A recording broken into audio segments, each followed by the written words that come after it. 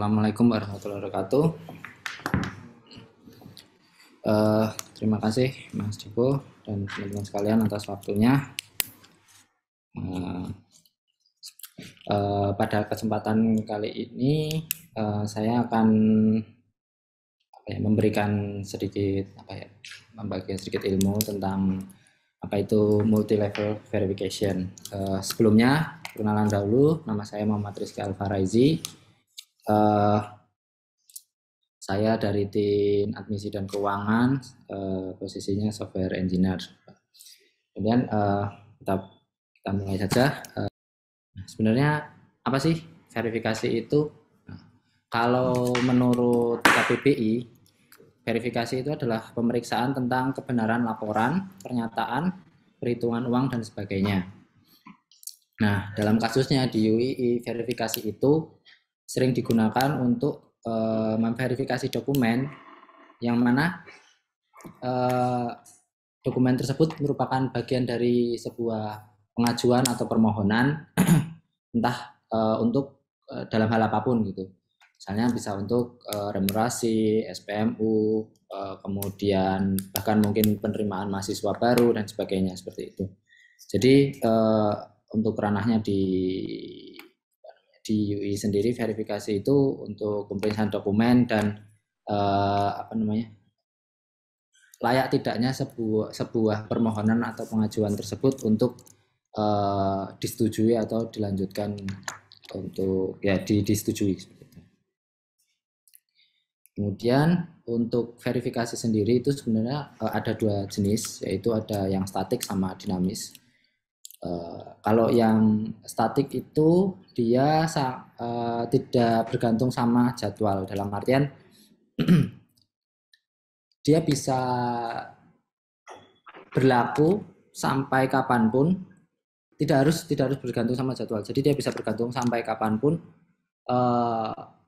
selama sistem atau proses bisnis verifikasi tersebut masih digunakan gitu. Jadi tidak selama proses bisnis itu masih berlaku, maka verifikasi yang statik ini tadi masih bisa digunakan. Yang kedua, tidak fleksibel. Mengapa tidak fleksibel? Karena static verification ini tadi prosesnya ketika akan melakukan perubahan, dalam artian misalkan verifikasi pertama dilakukan oleh jurusan, kemudian fakultas, yang ketiga universitas, andai kata seperti itu.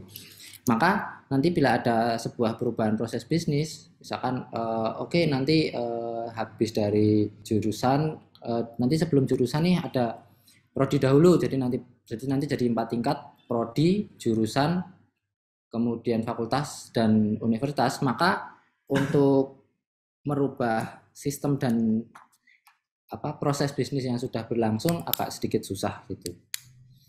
Namun keuntungannya adalah dia cukup cepat untuk dibangun, dalam artian dia tidak memiliki sebuah proses bisnis yang rumit, dalam artian ya sudah ketika selesai diverifikasi oleh jurusan maka lanjut ke fakultas dan lanjut ke level berikutnya, seperti itu. Yang keempat, sulit ketika ada membutuhkan perubahan, yaitu tadi tidak fleksibel. Jadi ketika membutuhkan perubahan dalam level verifikasi, maka kita akan kesulitan menyisipkan verifikasi tersebut gitu. Baik di sistem maupun di data yang sudah berjalan gitu. Kemudian untuk dynamic verification itu dia digunakan best practice-nya itu ketika dia sudah ada jadwal, dalam artian semester atau kuartal atau dan sebagainya. Jadi sudah ada kapan dimulai untuk proses pengajuan dan kapan selesai untuk proses pengajuan, kemudian kapan dimulai untuk verifikasi, kapan selesai verifikasi tersebut, dan kapan hasil dari pengajuan itu istilahnya ditampilkan kepada pemohon, dalam arti kapan contohnya misalkan kalau PMB ya kapan status diterima atau tidak diterima itu diberikan kepada calon mahasiswa gitu. Kemudian fleksibel. Nah, fleksibel ini karena tadi sudah dibatasi oleh jadwal tadi, maka untuk melakukan perubahan itu mudah, dalam artian misalkan pada kuartal pertama itu hanya ada jurusan, fakultas, dan universitas. Maka di kuartal berikutnya itu bisa ditambahkan, kita memerlukan satu verifikator lagi, yaitu dari prodi. Maka nanti pada kuartal berikutnya bisa ditambahkan verifikator baru itu, jadi prodi, jurusan, fakultas, dan universitas. Kemudian biasanya membutuhkan waktu untuk mendevelopnya karena dibutuhkan pemahaman matang tentang proses bisnisnya, terutama kapan biaya bisa berubah, penjadwalan, dan sebagainya. Kemudian juga untuk sistemnya sendiri pun harus ada bisa mengakomodasi dari proses bisnis tadi itu. Yang keempat, mudah dirubah ya, itu tadi ketika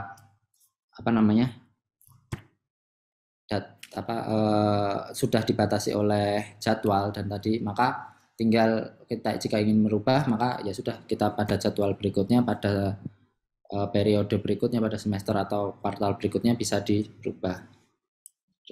Kemudian lanjut.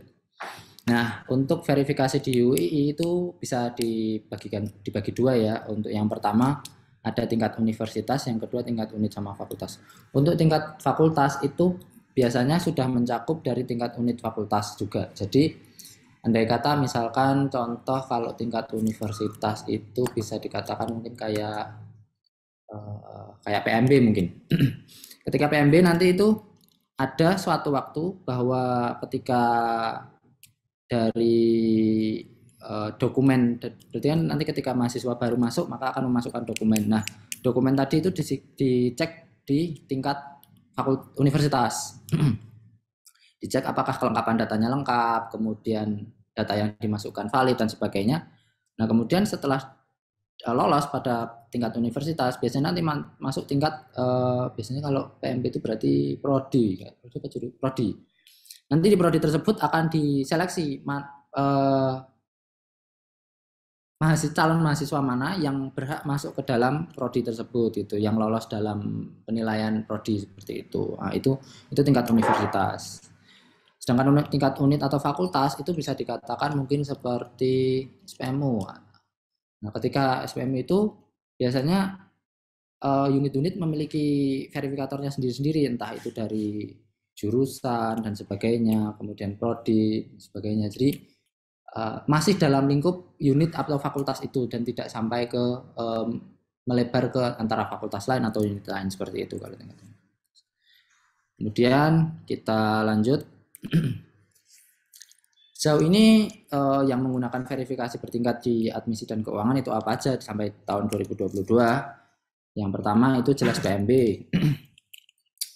PMB itu bisa dikatakan tingkat verifikasi merupakan multi level verification yang rumit ya, karena dia memiliki pola seleksi yang berbeda-beda dan setiap pola seleksi itu bisa memiliki verifikator dan level yang berbeda-beda juga gitu.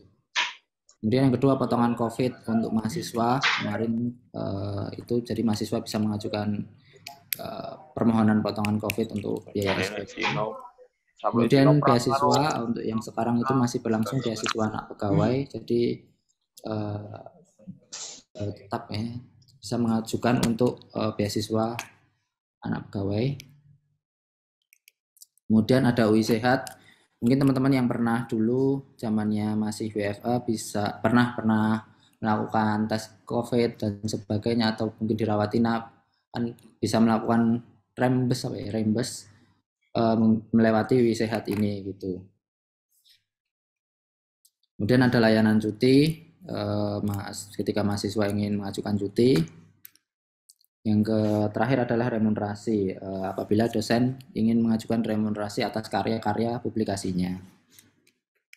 Nah, sedikit insight ini untuk sejauh ini gimana model-model yang diterapkan di admisi keuangan. Untuk potongan COVID dia ada static verification, Dia 3 level, yaitu petugas, wakil dekan, dan wakil rektor 2. Nah, untuk nanti jadi ketika sudah disetujui oleh petugas, lanjut ke wakil dekan. Setelah disetujui wakil dekan, maka disetujui wakil rektor. Dan nanti setelah selesai dari wakil rektor, maka statusnya akan disetujui. Dan ini untuk meskipun static verification, tapi dia memiliki jadwal. Jadi nanti ketika sudah selesai di wakil rektor, itu statusnya selama jadwal tersebut belum ditutup, maka statusnya masih akan diajukan gitu. Jadi belum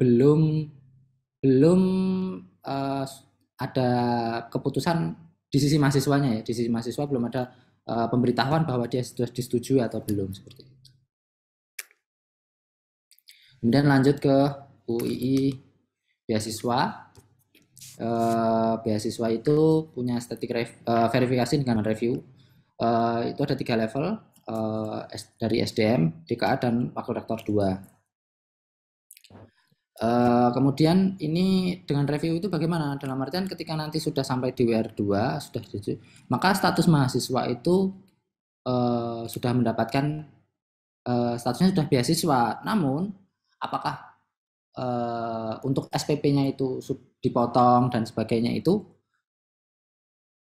nanti dilakukan review atas IPK dari mahasiswa tersebut gitu. Jadi apabila IPK dari mahasiswa itu kurang dari ketentuan, maka dia tidak akan mendapatkan potongan pada itu. Namun statusnya masih beasiswa, mendapatkan beasiswa, seperti itu. Dan ini juga udah ada jadwalnya, jadi nanti untuk pengajuan sepertinya nggak ada jadwal, tapi yang jadwalnya itu hanya pada reviewnya saja. Jadi nanti reviewnya per semester, seperti itu. Namun untuk pengajuannya tidak ada jadwal.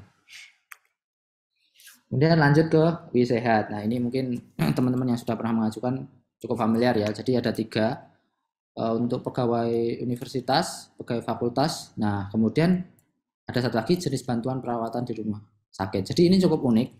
Untuk dia modelnya masih statik, namun dia dikelompokkan berdasarkan jenis pegawai, baik apakah pegawai universitas atau fakultas, atau jenis bantuan. Jadi apakah dia bantuan perawatan rumah sakit atau di luar rumah sakit. Yang di luar rumah sakit ya seperti tes COVID dan sebagainya, seperti itu. Nah, ini juga memiliki kayaknya ada 3 level. Jadi yang pertama ada petugas, 3 level.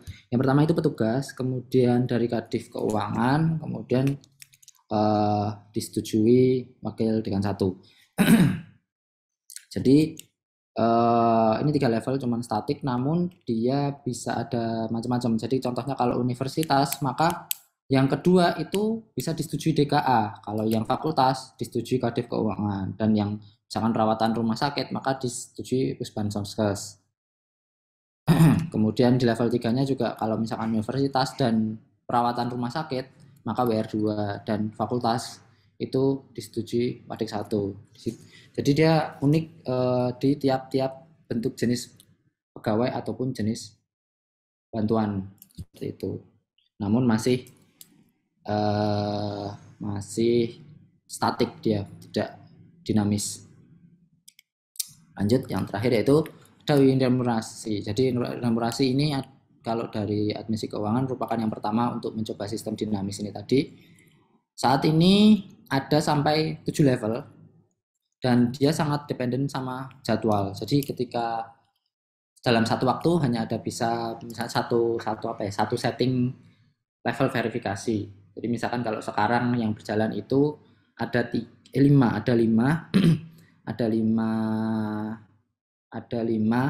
verifikator. Jadi yang pertama itu ketua jurusan, yang kedua itu administrasi itu lebih ke dokumen publikasinya apakah sudah sesuai dan seperti itu, apakah sesuai dengan bentuk publikasinya, apakah layak untuk mendapatkan verifikasinya. Yang kemudian yang 3 terakhir itu reviewer 1, 2, dan 3 untuk mereview konten, lebih mereview konten dari isi publikasi tersebut. Jadi saat ini 5, tapi itu bisa saja bisa saja itu berubah sesuai dengan nanti kebutuhan dari tim remunerasinya, seperti itu.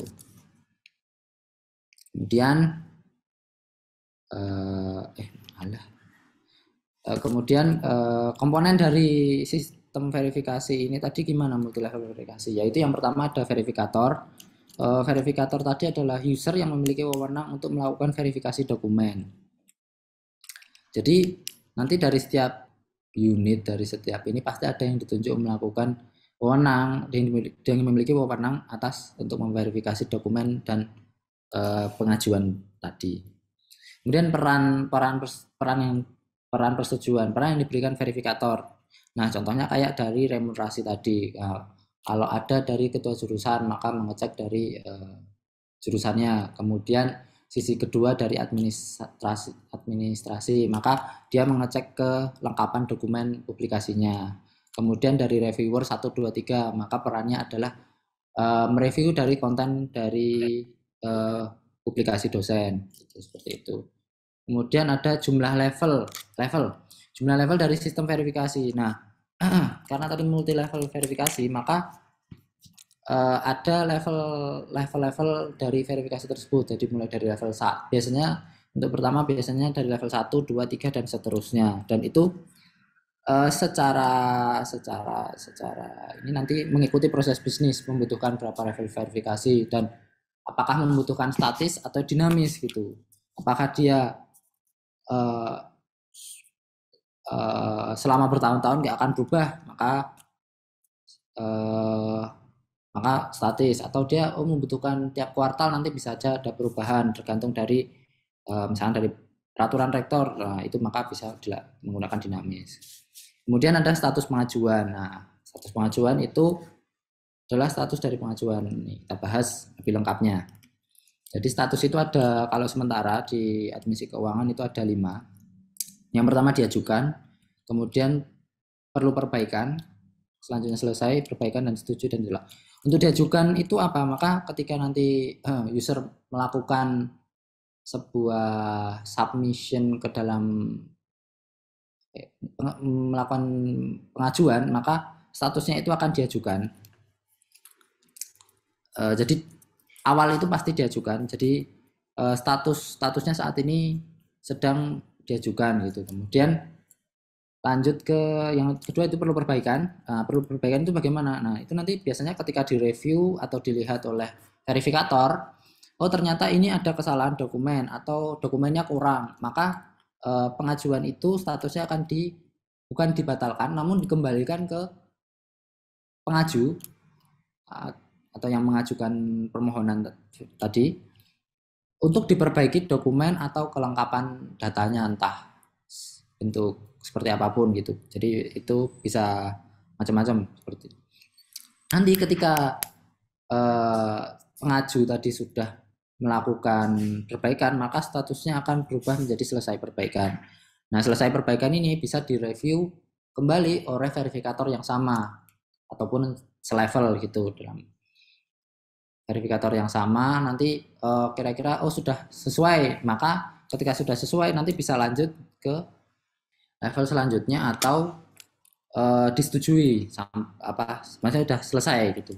Kemudian nanti bisa juga ditolak gitu. Jadi tidak semerta-merta semua pengajuan itu disetujui. Bisa ditolak itu karena bukan dokumen yang tidak lengkap, namun bisa juga karena tidak berhak, atau kayak seperti kalau misalkan pengajuan bantuan potongan COVID seperti itu. Dengan bantuan potongan COVID mengajukan bantuan sampai 25%. Nah, tapi ternyata tidak terdampak oleh selama masa COVID itu tidak terdampak untuk istilahnya pendapatan orang tua dan sebagainya seperti itu. Maka ya ditolak. Bisa juga dimasukkan nanti status lanjut. Nah, status lanjut ini lebih ke memberikan info kepada pengaju. Untuk saat ini tempat saya diajukan. Nah, diajukan itu sedang apa gitu. Berarti saat ini diajukan, misalnya diajukan, nah itu bisa menunggu proses persetujuan. Nah, bisa kita tambahkan keterangan juga, misalkan menunggu proses persetujuan administrasi atau menunggu persetujuan apa namanya kajur, kadit dan sebagainya, QR2 dan sebagainya. Kemudian perlu perbaikan, maka status selanjutnya adalah menunggu perbaikan pemohon. Dalam artian di sini kita status pengajuannya menunggu hingga pemohon melakukan perbaikan dari data yang diajukan tadi, misalkan dokumennya atau kelengkapan formnya dan sebagainya. Kemudian, nah untuk selesai perbaikan itu mirip sama diajukan ya, jadi menunggu proses persetujuan juga karena dia sudah selesai dilakukan oleh perbaikan oleh pemohon. Nah untuk disetujui nanti status selanjutnya bisa selesai dalam artian oh berarti ini sudah selesai, bisa dilakukan misalkan nanti ketika sudah selesai user bisa melakukan langkah selanjutnya, dalam artian langkah selanjutnya misalkan kalau PMB sudah diterima gitu maka bisa mencetak surat tanda diterima, atau misalkan kalau dari misalkan dari pengajuan bantuan keuangan COVID maka bisa ngeprint oh saya sudah bahwa ada tanda bukti diterima untuk bantuan COVID seperti itu. Nah konsepnya itu seperti apa sih sebenarnya? Jadi yang pertama yang jelas user itu mengisi form pengajuan, kemudian diproses data masuk dengan statusnya diajukan pada level terendah. Kemudian verifikasi dapat melihat data pengajuan melakukan verifikasi.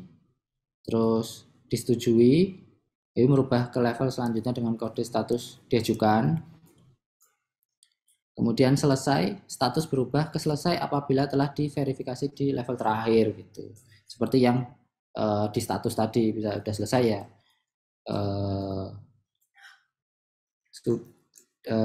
Berubah menjadi statusnya selesai, status selanjutnya selesai, disetujui. Nah, untuk konsep dari logiknya itu bisa seperti apa? Nah, logiknya itu sederhana. Yang pertama itu satu diajukan, maka levelnya ada level terendah, biasanya level 1. Kemudian kode status 1. Nah, kode status itu merupakan apa ya? Bentuk penomoran dari status yang tadi. Misalkan ada diajukan itu berarti 1, perlu perbaikan 2 dan sebagainya seperti itu. Nah, kemudian misalkan sudah diajukan di level 1, kemudian di verif. Nah, di verif maka untuk verifikasinya nanti cukup menjadi dinaikkan levelnya menjadi level 2 tapi masih statusnya diajukan seperti itu. Nah, nanti bisa diberi opsional menunggu persetujuan di level 2. Dan lanjut, oh di level 2 ternyata dicek di administrasi ada dokumen yang kurang atau kelengkapan formnya kurang, maka statusnya menjadi perlu perbaikan dengan kode status 2 seperti itu. Nanti setelah dilakukan perbaikan oleh pemohon, maka lanjut ke status 3 namun masih di level 2. Nah, nanti kemudian di level 2 tadi kan karena status perbaikan, maka statusnya bisa direview kembali oleh level 2. Level 2 menyetujui, kemudian berubah ke level 3 dengan lanjut ke kode status 1 lagi. Itu. Masih jadi di level 3 itu diajukan. Setelah diajukan, nanti andai kata level 3 ini adalah level terakhir, maka saya ingin menyetujui pengajuan ini, permohonan ini, maka kode statusnya bisa diberikan kode status 5, statusnya disetujui dengan level 3, maka nanti status selanjutnya selesai. Namun saya ingin menolak, maka di level 3 ini tadi kode statusnya itu 4, karena ditolak tadi ya 4. Perbedaan aja. Namun masih di level 3. Andai kata misalkan nanti di level 2 juga dilakukan penolakan, maka atau ditolak gitu, maka di level 2 itu tetap level 2 namun kode statusnya menjadi 4 seperti itu. Jadi ditolak ini bisa dilakukan di semua level sebenarnya. Jadi nggak harus di level 1 itu harus selalu disetujui gitu. Lah kalau dokumennya salah seperti ini, harus dilakukan perbaikan. Jadi bisa saja ketika di level 1 ini sudah dinyatakan tidak layak untuk lanjut atau memang tidak layak untuk disetujui gitu. Maka dari level 1 pun sudah bisa ditolak. Nah, apa yang bisa untuk saat ini memang dari tim admisi keuangan baru ada sistem dinamis yang seperti itu. Lalu kemudian apa yang bisa dikembangkan dan kira-kira bagaimana nanti? Itu bisa dibagi dua nanti, dinamik sama vertikal. Nah, vertikal itu seperti apa? Nah, vertikal itu yang seperti saya jelaskan ini tadi. Vertikal itu dia dinamisnya itu dari per level, dalam artian misalkan level 1, nanti itu kuartal berikutnya bisa ada 3 level, kemudian kuartal berikutnya, oh saya butuh 2 level saja, seperti itu. Itu merupakan dinamik leveling dengan vertikal. Kemudian yang horizontal itu seperti apa? Yang horizontal itu misalkan kalau dalam kasusnya remunerasi gitu. Di level 1 nanti dilakukan pengajuan. Maka yang pertama level 1 adalah ketua jurusan. Nah, nanti dari ketua jurusan misalkan diverifikasi, kemudian masuk ke administrasi.